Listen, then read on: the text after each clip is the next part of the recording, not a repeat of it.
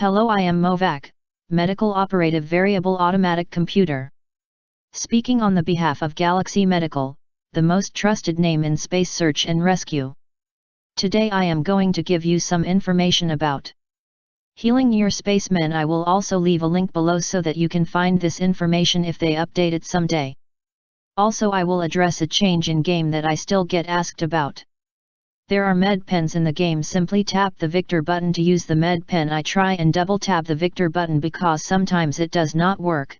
You can get more med pens from shops or find some hanging on the wall. Now for the Healing You Spaceman comms link. Early in Star Citizen's development, we laid out Chris Roberts' vision for a new, more interesting system of character death. You can read all about it in Death of a Spaceman, but the gist is that our game aims to treat dying very seriously. To make Star Citizen's world immersive and engaging, we crafted a high-level design for a system that attempts to treat player death as more than just a respawn and then continue playing moment. It's possible to survive the destruction of your ship, to survive your battle wounds, but it's also possible to lose your character permanently. Until recently, Star Citizen's death mechanic was a broad concept. Something we intended to put into play when the persistent universe launches, not something we needed to engineer for the Hangar module or Arena Commander. With the upcoming first-person shooter module, that changes significantly. A key portion of any FPS is the health system, which connects directly back to player death. Think back to classic FPS you have played. There have been countless iterations on player health and death, from picking up medkits in Wolfenstein to passing periodic regeneration chambers in Bioshock to the rest and heal mechanic in the Call of Duty series. The challenge for the team at IllFonic became, how do we express Chris' goals regarding player death through the FPS health system? The balancing act between realism and fun is important, but what is more important is staying true to the vision. We want every firefight to matter, and we want the player to feel both a sense of triumph in victory and the consequences of defeat. In the end, the team decided to run counter to the standard FPS mechanics of regenerating health and instantly respawning on death to make every fight a calculated decision that can have ramifications that impact your character and place in the verse. What follows are the FPS health mechanics as we have implemented them. Like much of Star Citizen, we're excited to break from the norm and try something we believe to be extraordinary. Character health. For health, we have devised a limb-based system with varying degrees of severity, permanence, and reaction that we feel makes FPS combat more tactical and interesting. Keeping in the spirit of total immersion, limb damage is a serious issue in FPS combat. All parts of the body have their own health. What this means is that there is no overall health. Instead, 10 different parts of the body, called limbs, detailed below, track their own data and impact the total for each citizen. The amount of damage an individual limb suffers can be modified by other factors, such as armor and even environment. For instance, having armor on a particular limb will reduce the damage effect. There are 4 levels of health to each limb, each of which impacts how your character controls, what they are capable of, their response time, and so on. These are: 1. Normal, you are fit and ready to fight. 2. Hurt limbs can cause problems with aiming, walking, or other functions that would require that limb.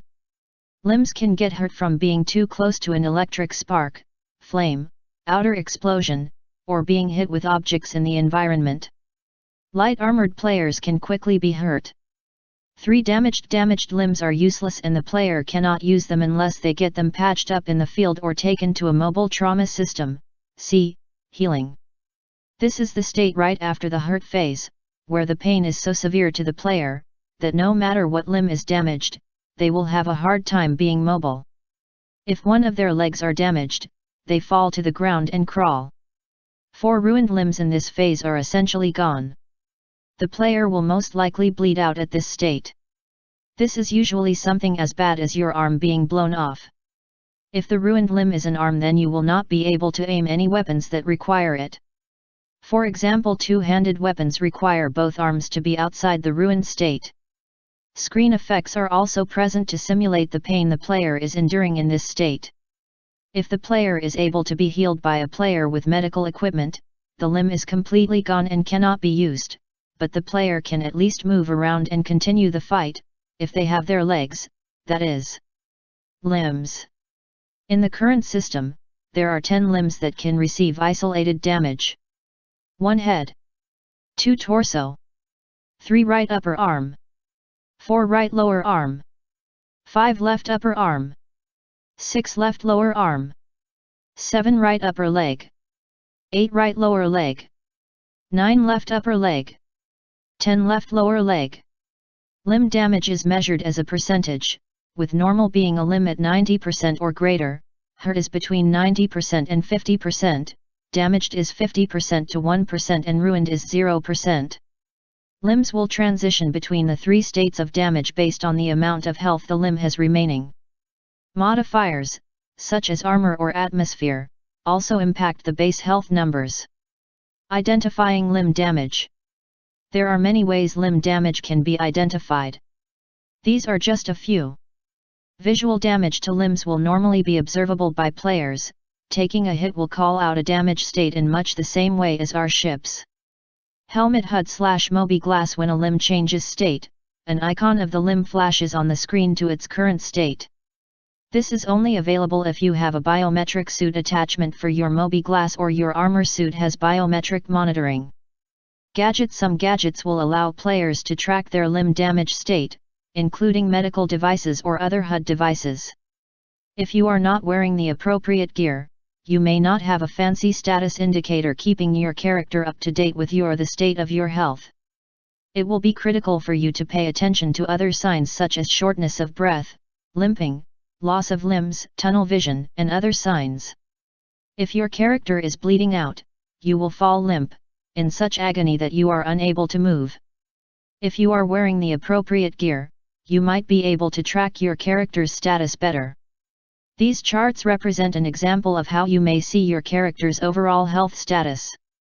Each state is more violent and color-coded for easy recognition. While you can track limb damage visually, you won't have the specific medical information available from a dedicated scanner, but when you take a hit to your body in Star Citizen, you're going to be able to see it. And so will everyone else. Healing. For our equivalent of respawn, when permadeath is avoided, we wanted a system that makes players want to avoid dying, no simple reappearing a few meters from your body. The concept is simple. In the world of Star Citizen it's pretty hard to instantly kill a player, instead he's likely to take heavy limb damage, incapacitating him until a friendly player manages to drag him to safety and apply some medical aid. If a player has his critical limb damage healed up to at least a hurt level, then he can get back up and re-enter combat. Of course, if no one comes to the aid of a downed comrade and the opposing side gets there first, they have the choice to make sure their enemy is out of action. Or they could be more humane and capture the wounded combatant. It's important to mention again, that with this system we'll avoid the current trend of hiding behind cover for blood to clear off your screen and jumping back in the fight ready for more. Aside from the realism aspect, we are really excited at the prospect that this could promote much more teamwork between your allies, since you would be much more reliant on their help if you suffer a damaged wound, as well as promoting a more calculated approach to tactics, being careful not to spread your forces too thin. There are also only so much healing one body can take. Each time a temporary battlefield med device is used, the ability to repair that limb becomes less and less. After a point, there is nothing more than can be done other than taking the fallen comrade to a proper hospital to be fully healed, or risk him dying from his wounds. This diagram focuses on the lower right arm and its various states. Player dragging. If you or your teammate are unable to move, limbs are ruined or close to, a teammate can help by dragging that person out of the battle or to a medical pod. This is a context-sensitive action that will drag players based on grabbing them at the shoulders. While being dragged, a player will lose his input abilities. The one exception would be if your legs are ruined but you are not bleeding out. In this case you would still have control over aiming while being dragged. A player being dragged can exit being dragged with a counter-context-sensitive action in case they don't want to be moved. After the player being dragged aborts the drag, there is a short cooldown before they can be dragged again. Movement. There are 4 ways players can be dragged. 1 laying on their back, being dragged by their shoulders. 2 laying on their back, being dragged by their feet. 3 laying on their stomach, being dragged by their shoulders. 4 laying on their stomach, being dragged by their feet. The player doing the dragging uses both hands to pull the wounded player. There will 2 types of ways for players to be healed through field tech and intensive systems that can only be provided by medbays or medstat ions. In short, if you are in a combat area, you cannot be healed to your full capacity. When seriously injured, you must take your character through the process of proper recovery. Field tech are gadgets that can be carried by players or NPCs that are capable of providing temporary healing for a variety of wounds. They will nullify pain, stop bleeding, restore vital systems and calm body systems to states where the person can function again. Gadget aids cannot rebuild tissue, but can provide enough white blood cell replacements to heal up small wounds at an extremely fast pace. One such example is the Dynapack from Cure Life, which is a complete multifunction individual first aid system designed and constructed for the rigors of field use. With Cure Life's proprietary serum, a single Dynapack will promote healing in non-serious wounds to get you back on your feet. Intensive systems are medical services that can only be found in medbays and hospitals. Capable of handling much more serious wounds, they are full-size medical immersion chambers, outfitted with technology to rebuild tissue, replace blood, and perform other operations through advanced 3D printing technology. There are even new systems such as the Calliope that are capable of completely reconstructing a person's appearance. Your player's overall health status is essentially the state of all of your limbs combined. As each limb goes through their various stages, your overall health status can quickly change. Your health status does not change linearly, as it can quickly become fatal at an exponential rate. For instance, if it is your head, there's not much a med device can do for you. Bleed out. Bleeding out is your character's enemy. If you are bleeding out, you are probably done for. But there is still hope. Paying attention to your health status is critical. If a player takes a lot of damage to a limb in one blow, the damage doesn't affect the player's total health status right away. Instead, a portion of the damage to the limb eats away at your health status over time. This is to simulate the idea that you don't die in a single blast, you bleed out over time. Upon taking this type of damage, the player will then begin to bleed out at a set rate, giving them a limited amount of time to live unless they get to a med station or a friendly player uses a med device on them. If the player takes more massive amounts of damage to a specific limb in one blow, it follows a similar formula but at much larger scale. It is important to note that in a heavy bleed-out state the player will have no ability to aim a weapon as the pain is just too severe. Bringing in the starships. What is Star Citizen without ships?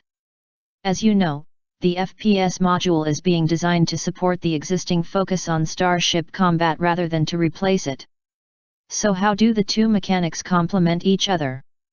The answer is that there is a significant amount of strategy involved. Star Citizen's spaceflight will include a robust rescue system. Search and rescue missions are one of our major umbrella mission types. Players will be called upon to rescue both NPCs and players who find themselves shot down or otherwise stranded in space.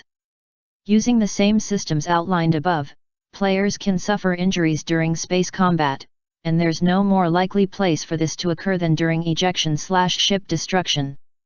Imagine following a distress beacon to a downed pilot floating in space. You put on your EVA outfit, vent your atmosphere and exit your ship to rescue them. Pulling the player aboard, you find they've taken a laser blast to the arm, or a mass driver to the chest.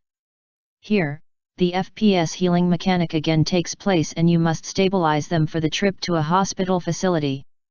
Unless you are carrying that hospital facility with you.